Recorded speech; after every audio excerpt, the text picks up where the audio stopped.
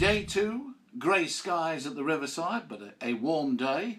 Reminder, Yorkshire 329 for 6, Bairstow 102 and Bresnham 66. Well, Bairstow got an early 2 as he played Hastings to fine leg, and Bresnham produced a 4 off Rushworth through the covers as he quickly went on to 72.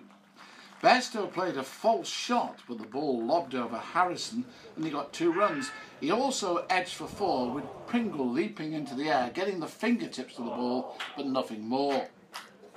Bresnham blasted Rushworth through mid-wicket for yet another boundary, and a 4th batting point was posted as the Tights continued to mastermind an encouraging fight back. Durham changed their bowlers, but the boundaries continued to come with Bresnham moving into the 90s. The cloud cover caused the ball to swing around.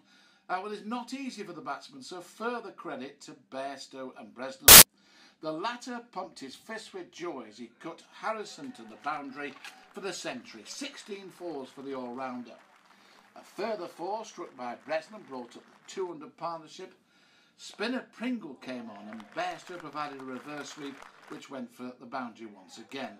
A single off the same bowler brought up the 400.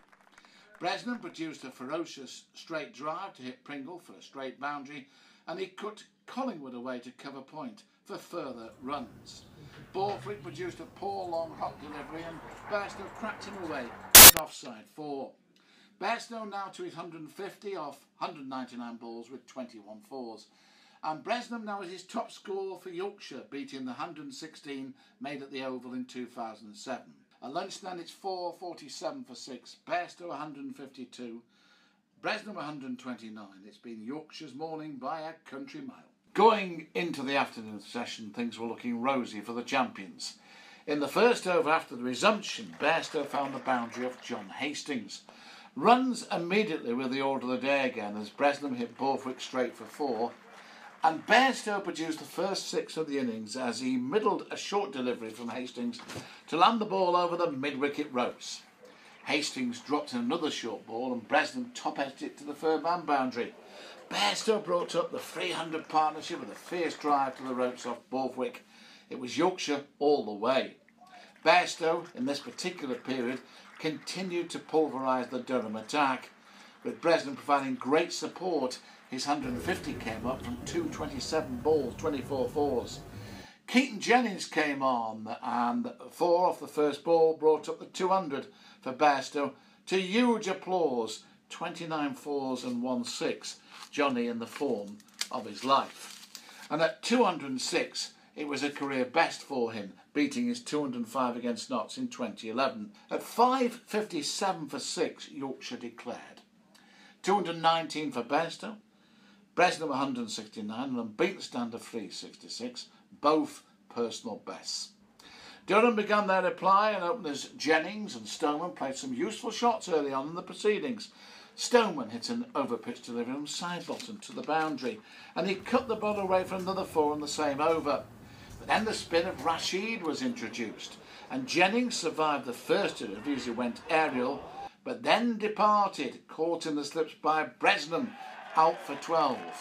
Borthwick came in and hit a short one from Rashid to the boundary, but then a further blow for Durham in the final over before tea.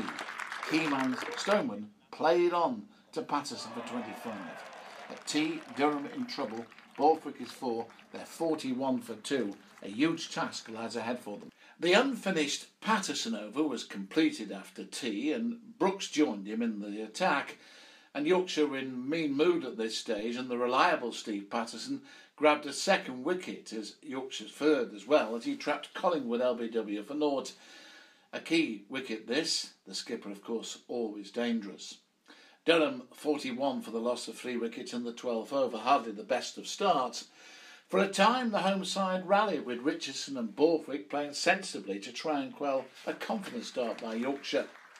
Richardson began to find the boundary and runs flowed for a time, but Yorkshire were prepared to be patient and side-bottom trapped to the wicketkeeper LBW for 31. He had rode his luck a bit, having been dropped at naught in 13.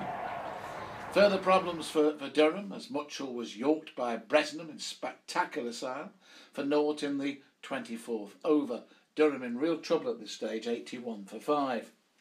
Borthwick had been in for some time and is in good form this season, and he got an edge down to fine leg for a boundary off Bresnham, but he also produced some cleaner hits and took Durham over the 100 mark with a cut to the ropes off side bottom.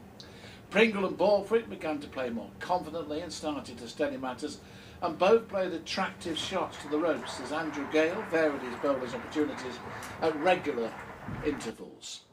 So the close then, 140 for 5 for Durham, 42 overs, Pringle 34, Borthwick 35.